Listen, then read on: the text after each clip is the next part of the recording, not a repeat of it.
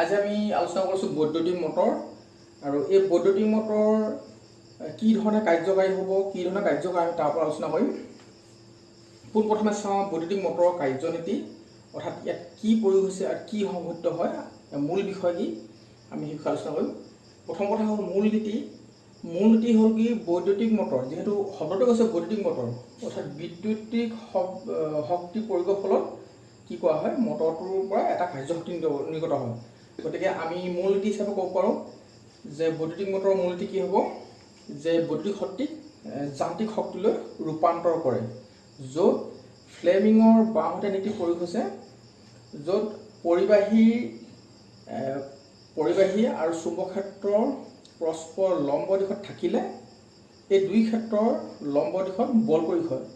অৰ্থাৎ এই পৰিবাহীৰ মাজত যদি প্ৰবাহ যায় তেতিয়াহ'লে কি হ'ব, এইখন চুম্বক ক্ষেত্ৰ দেখিছোঁ আমি উত্তৰ পৰা দক্ষিণলৈ গৈছে, গতিকে চুম্বক ক্ষেত্ৰৰ যদি প্ৰবাহ যদি এনেকৈ যায় তেতিয়াহ'লে কি হ'ব, এটা যদি আমি ধৰি লওঁ প্ৰবাহ গৈছে আৰু চুম্বক ক্ষেত্ৰত যেতিয়া কি হ'ল বুঢ়া আঙুলি তললৈ গৈছে, গতিকে তললৈ বল প্ৰয়োগ হ'ব। গতিকে মূল নীতিৰ বিষয়ে আমি জানিলোঁ। গতিকে আমি ইয়াৰ কাৰ্যনীতিনো কি সেই বিষয়ে আলোচনা কৰোঁ। ইয়াত কাৰ্যনীতিত কি হয়, আমি এটা চিত্ৰ আঁকি থৈছোঁ উত্তৰ আৰু দক্ষিণ মেৰু। এই উত্তৰ আৰু দক্ষিণ মেৰু কি হয়, এই ধৰণে যদি সংযোগ হৈ থাকে চুম্বকডাল তেতিয়াহ'লে এইটো উত্তৰ হ'ব দক্ষিণ, আৰু যদিহে সংযোগ নহয় বেলেগ বেলেগ চুম্বক হয়, এই দক্ষিণটো উত্তৰৰ লগত এইফালে দক্ষিণ আছে আৰু দক্ষিণ লগত এইফালে উত্তৰ আছে। তাৰমানে এইটো ভুল বুজিব নালাগে যে অকল উত্তৰ মেৰু বা দক্ষিণ মেৰু এটা বেলেগ বেলেগ সম্ভৱ নহয়। এতিয়া চুম্বক ক্ষেত্ৰৰ দিশ পালোঁ, চুম্বক ক্ষেত্ৰ সদায় উত্তৰৰ পৰা দক্ষিণলৈ বল ৰখা যায়, গতিকে চুম্বকৰ দিশ হ'ব আমাৰ যদি ফ্লেমিঙৰ সূত্ৰ প্ৰয়োগ কৰোঁ তৰ্জনী আঙুলিয়ে বুজাব, চুম্বকৰ দিশ এনেকৈ আছে। এতিয়া ইয়াত আয়তকাৰ যিটো কুণ্ডলী আছে, সেই আয়তকাৰ কুণ্ডলীটোৰ কি হৈছে, আমি প্লাছ সংযোগটো কৰিছোঁ এইফালে, আৰু সেই প্লাছ মূৰটো কি কৰা হৈছে, পোনপ্ৰথমে এই ৰিংটো ঘূৰিবৰ কাৰণে এক্সট্ৰা ব্ৰাছ থাকে দুডাল। ব্ৰাছ মানে কি, যেতিয়া ধৰক এই বৰ্তনীটো বা এই যিটো আয়তকাৰ কুণ্ডলীটো ঘূৰিব, ধৰিছোঁ আমি এটা আয়তকাৰ কুণ্ডলী লৈছোঁ, এই কুণ্ডলীটো কি হয় ঠিক এনেকৈ আছে। এই কুণ্ডলীটো এডাল অক্ষত কি কৰা হয়, যেতিয়া এই কুণ্ডলীটো ঘূৰিব চুম্বক ক্ষেত্ৰত, ঘূৰিবলৈ হ'লে কি হ'ব লাগিব, ধৰি ৰাখিব লাগিব। গতিকে ধৰি ৰাখিবলৈ ধৰিছোঁ আমি অক্ষত, এইডাল হৈছে কলমটোত অক্ষ, অৰ্থাৎ এই অক্ষডালৰ সাপেক্ষে কি কৰিব, এধৰণে ঘূৰিব, মানে এই ধৰণে। এতিয়া যেতিয়া আমি বৰ্তনীটো সংযোগ কৰিম, যেতিয়া প্ৰবাহ এক্স ব্ৰাছৰ হৈ পি বিন্দুত লাগিব, পি বিন্দুটো হৈ যেতিয়া প্ৰবাহ এইফালে যাব, এৰ পৰা বিলৈ যাব, তেতিয়া এৰ পৰা যদি বিলৈ প্ৰবাহ যায় তেতিয়া কি হ'ব, আমি যদি ফ্লেমিঙৰ বাওঁহাতীয় সূত্ৰ প্ৰয়োগ কৰোঁ, চুম্বক ক্ষেত্ৰৰ দিশ তৰ্জনী আৰু প্ৰবাহৰ দিশ যদি এইটো মধ্য আঙুলি বুজায়, তেতিয়া প্ৰবাহ এই বৰ্ডৰ ভিতৰলৈ গৈছে আৰু বুঢ়া আঙুলিয়ে কি বুজাইছে, তললৈ গৈছে। অৰ্থাৎ প্ৰবাহ যোৱাৰ লগে লগে এই বাহুটোক, এ বি বাহুটোক তললৈ ঠেলা মাৰি দিব। একে সময়তে এই অংশটোত যদি আমি চাওঁ, প্ৰবাহ এইফালে যেতিয়া ইয়াৰ পাবহি, আমি তাতো যদি ফ্লেমিঙৰ বাওঁহাতীয় সূত্ৰ প্ৰয়োগ কৰোঁ কি হ'ব, চুম্বকৰ দিশ একেই আছে। এতিয়া বৰ্ডৰ বাহিৰৰ ফালে যেতিয়া তৰ্জনী প্ৰবাহৰ দিশ বুজাব ওপৰলৈ বলৰ দিশ, অৰ্থাৎ চি ডি বাহুটোক ওপৰলৈ একে সময়তে ঠেলা মাৰিব। আৰু যিহেতু কুণ্ডলীটোৰ পৰা তাৰ ওলাই যাব নোৱাৰে, কাৰণ সিহঁতি আবদ্ধ হৈ আছে এডাল অক্ষত, গতিকে কি হ'ব, কুণ্ডলীটো ওপৰলৈ ঘূৰি যাব। অৰ্থাৎ এই ধৰণে যদি থাকে কি হ'ব, এতিয়া এই ধৰণে ঘূৰি আহিব। আৰু যিহেতু আমি জানো ভৰবেগৰ সূত্ৰৰ পৰা, যিহেতু ইয়াৰ এটা ওজন থাকিব, ৱেইট থাকিব, থকা ল'লে কি হ'ব, ভৰবেগৰ বলৰ যি দিশত বল প্ৰয়োগ হয় সেইটো গতি কৰিব বিচাৰে। গতিকে কি হ'ব, গতি কৰাৰ ফলত এই ধৰণে ফ্লামে ওপৰ অংশ ৰৈ যাব লাগে, কিন্তু বলৰ বাবে কি হ'ব, পুনৰ অলপ আগবাঢ়ি যাব।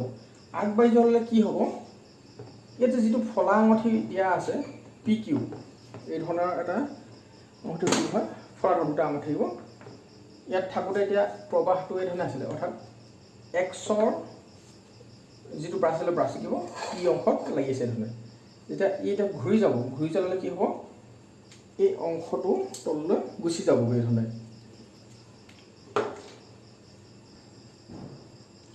ধৰিছোঁ আমি সুবিধা হ'বৰ কাৰণে কাগজৰ এটা ফলা আঙুঠি বুলি কৈছোঁ, ইয়াত পোনপ্ৰথমে ধৰিছোঁ আমি এই ধৰণৰ সংযোগ আছিলে, অৰ্থাৎ এই ধৰণৰ ফলা যিটো মূল দেখিছোঁ আমি এই ধৰণে।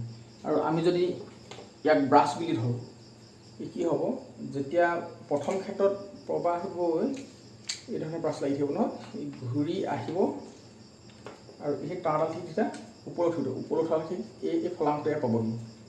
আৰু ঠিক ভৰবেগৰ কাৰণে কি হ'ব, ইটো ঘূৰি থাকিব বিচাৰিব, ঠিক সামান্যভাৱে যেতিয়া আগবাঢ়ি আহিব এই ব্ৰাছটো কি হ'ব, আকৌ পুনৰ আগৰ যিটো কিউ আছিলে সেই কিউ অংশত স্পৰ্শ হ'ব, আৰু এইফালে থকা ব্ৰাছটো ৱাই ব্ৰাছটো কি হ'ব, পি অংশত স্পৰ্শ হ'ব। তেতিয়া কি হ'ব,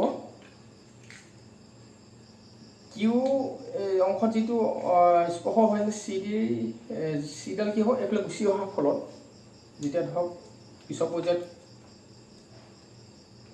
কুণ্ডলীটো ঘূৰি আহি ইয়াৰ পালেহি, আৰু তেতিয়া চি ডি এ বি হ'ব। এই চি ডি এ বি কি হ'ব, কিউ পি, কিউ এইফালে গুচি আহিলে পিটো, তেতিয়া প্ৰবাহ এইটো দিশত ব'ব। তেতিয়াহ'লে যেতিয়া এই অংশটো ইয়াৰ পালেহি, অৰ্থাৎ পোনপ্ৰথমে পি আছিলে ঘূৰি আহি যেতিয়া কিউ অংশ ইয়াৰ পালেহি, তেতিয়া প্ৰবাহ পুনৰ এইটো দিশত আৰম্ভ হ'ব, অৰ্থাৎ এই দিশত যাব। ঠিক একে ফ্লেমিঙৰ বাওঁহাতে প্ৰয়োগ হ'লে কি হ'ব, পুনৰ এই বাহুটোৰ ওপৰলৈ বল প্ৰয়োগ হ'ব। আৰু প্ৰতিটো পাকত, অৰ্থাৎ প্ৰতিটো অৰ্ধপাকতে কি হৈছে, প্ৰবাহৰ দিশ পৰিৱৰ্তন হৈ আছে, আৰু প্ৰতিটো ক্ষেত্ৰত কি হ'ব, কুণ্ডলীটো ঘূৰি থাকিব। গতিকে এই প্ৰতিটো ক্ষেত্ৰত যে প্ৰবাহ সলনি হৈছে, সেই পৰিৱৰ্তনৰ অংশ হিচাপে কাম কৰিছে এই ফলা ৰিং দুটাই। গতিকে ফলাৰ ৰিঙে কি কাম কৰিব, যে বৰ্তনীটো বা বৈদ্যুতিক মটৰ বৈদ্যুতিক প্ৰবাহৰ দিশ পৰিৱৰ্তক হিচাপে ক্ৰিয়া কৰিব, আৰু প্ৰতিটো মুহূৰ্ততে, অৰ্থাৎ প্ৰতিটো অৰ্ধপাকতে কি হ'ব, ই দিশ পৰিৱৰ্তন হৈ থাকিব, আৰু এই ধৰণে গোটেই কুণ্ডলীটো ঘূৰি থাকিব। বাণিজ্যিকভাৱে যিবিলাক মটৰ বা আমি দেখা পাইছোঁ ফেন হওক বা বিভিন্ন ধৰণৰ পানী পাম্প, তাত কি কৰা হয়, কেতিয়াবা কি হয়, এই চুম্বকৰ সলনি, যিবোৰ স্থায়ী চুম্বকৰ সলনি কুণ্ডলীও ব্যৱহাৰ কৰে, বা সৰু সৰু মটৰবোৰত স্থায়ী চুম্বক ব্যৱহাৰ কৰা হয়, দণ্ডচুম্বক। আৰু এই মাজৰ যি অংশ আমি খালী অংশ দেখাইছোঁ, এই অংশত সাধাৰণতে লুৰ মজ্জা থাকে, সৰু সৰু কিবা মানে এনেকুৱা ধৰণৰ লু পতি থাকে, যাতে এই যিবোৰ চুম্বক বলৰেখা পাৰ হয়, সেই দিয়া থাকিলে কি হয়, চুম্বকীয় মানটো স্পষ্টকৈ দেখা পোৱা যায়, অৰ্থাৎ ইয়াৰ মান শক্তি। কিন্তু এটা কুণ্ডলীত ইমান স্পষ্টকৈ হোৱা আমি সম্ভৱ নহয়, হ'লেও পাৰফেক্ট হ'লে বনিব পাৰে। আমি চাওঁ, দুটামান কৰি দেখাওঁ ইয়াৰ ওপৰত। ইয়াত আমি কি কৰিছোঁ, দুডোখৰ চুম্বক লৈছোঁ, এইটো উত্তৰ, এইডোখৰ দক্ষিণ। উত্তৰৰ পৰা দক্ষিণ হোৱাৰ কাৰণে চুম্বকৰ দিশ হ'ব কি, এইফালৰ পৰা হৈছে, অৰ্থাৎ এইটো আমালৈ বুজাব।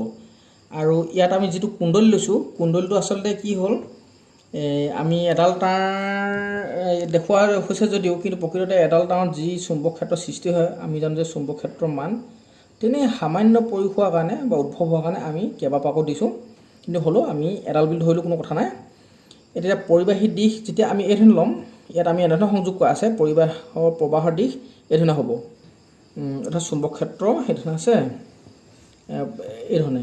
যদি এই ধৰণে হয়, তেতিয়াহ'লে আমি যদি এতিয়া চুম্বক ক্ষেত্ৰ আমি এইভাগে দেখাইছোঁ, চুম্বক ক্ষেত্ৰ হ'ল এইভাগে, আৰু প্ৰবাহ যদি এই ধৰণে হয়, এতিয়া বুঢ়া আঙুলি কি দেখাইছে, তলফালে দেখাইছে,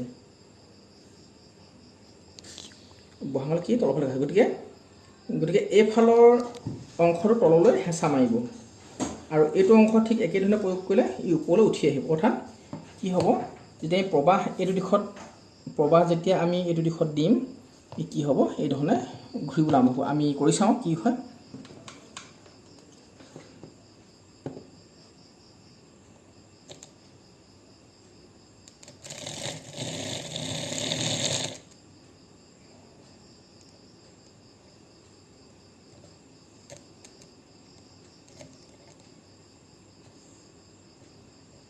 আমি স্পষ্টকৈ দেখা পাইছোঁ, যেতিয়া প্ৰবাহ সৃষ্টি কৰিছোঁ আমি ইয়াত, কুণ্ডলীটো ঘূৰিবলৈ আৰম্ভ কৰিছে।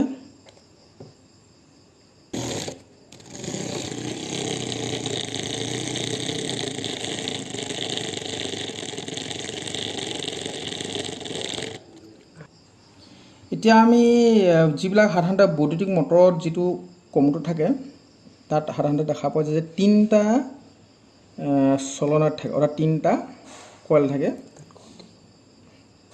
বা কিছুমান হয়তো তাতকৈ অধিক থাকিব পাৰে আমি এতিয়া এই সাধাৰণতে চিম্বল আছে আমি এইটোতো কৰি চাওঁ কি কেনেকুৱা কি দেখা পায় আমি প্ৰথমে এইটো লগাই লৈছোঁ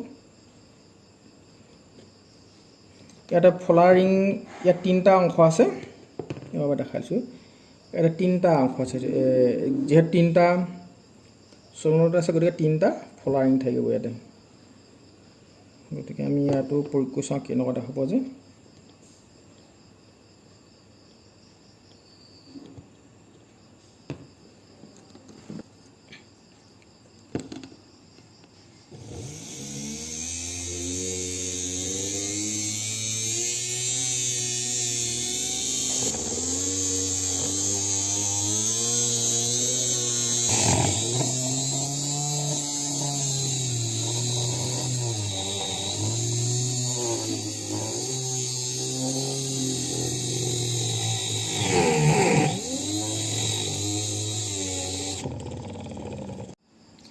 ইয়াত যেটো কমিউটাৰ আছে অৰ্থাৎ এই মাজৰ কমিউটাৰ বুলি কয় অৰ্থাৎ দিক প্ৰৱৰ্তক যেটো ঘূৰ্ণন থাকিব ইয়া কি হয় এই ঘূৰণৰ দিশ নিৰ্ভৰ কৰে চুম্বক ক্ষেত্ৰৰ দিশৰ হলনিৰ ওপৰত আৰু এটা প্ৰবাহৰ দিশৰ হলনিৰ ওপৰত গতিকে দুইটা যদি আমি হলনি কৰোঁ ইয়াৰ দিশবোৰ হলনি হ'বলৈ আৰম্ভ কৰিব অৰ্থাৎ যদি মই এই ধৰণে চাওঁ পোনপ্ৰথমে চাই লৈছোঁ এই ৰঙা অংশটো এইফালে লগাওঁ আৰু যেটো আমি বেলেগ পনিয়া দেখা আছে কালাৰলেছ গতিকে এইটো লগালে কেনেকৈ ঘূৰে চাওঁ